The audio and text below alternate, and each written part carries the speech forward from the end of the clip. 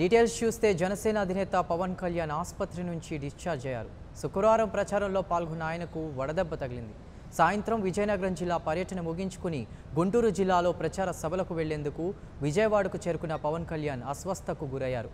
వెంటనే ఆయన్ని వ్యక్తిగత సిబ్బంది ఓ ప్రైవేటు ఆసుపత్రికి తరలించారు. భోజనం తీసుకోకపోవడం వల్ల డీహైడ్రేట్ అయ్యి పవన్ అస్వస్థతకు గురయ్యారని వైద్యులు తెలిపారు.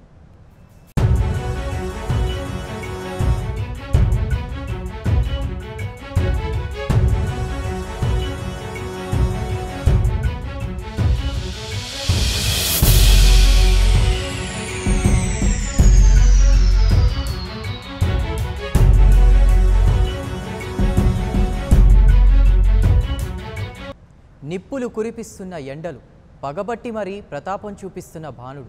అయినా సరే చెక్కు చెదరని ధైర్యం, తనను నమ్ముకున్న వారిని నడివీధిలో వదిలేయకూడదనే ఆశయం అన్నిటినీ మనసులో పెట్టుకుని అలుపెరగకుండా ఎన్నికల ప్రచారం నిర్వహించారు పవన్ కళ్యాణ్. కాళ్లకు చక్రాలు కట్టుకున్నట్లు అన్ని నియోజకవర్గాలను చుట్టేశారు. కంటికి కునుకులేదు, కడుపుకు సరైన తిండి లేదు. అయినా సరే నమ్ముకున్న ప్రజల కోసం అదే పనిగా పర్యటనలు, ఆరోగ్యం సహకరించుకున్న ప్రసంగాలు. ఇలా కొన్ని రోజుల నుంచి పవన్ కళ్యాణ్ దినచర్య ఈ విధంగా ఉంది.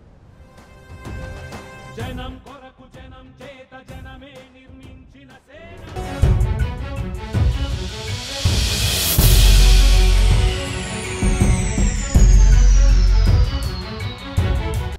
కొన్ని రోజుల నుంచి కరువైన విశ్రాంతి పవన్ ఆరోగ్యాన్ని దెబ్బతీసింది. పవన్ ధైర్యాన్ని చూసి కుళ్ళుకున్న ఎండ వడదెబ్బతో దెబ్బతీసింది. దీంతో ఒక్కసారిగా పవన్ తీవ్ర అస్వస్థతకు గురయ్యారు. వెనువెంటనే జనసేనాన్ని ఆసుపత్రికి తరలించారు.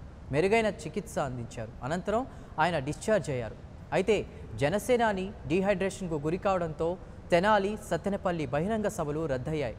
ఇదిలా ఉంటే అభిమానులు ఎవరు ఆందోళన పడాల్సిన అవసరం లేదు, త్వరలోనే ప్రచారం నిర్వహిస్తానంటూ అభయం ఇచ్చారు పవన్ కళ్యాణ్.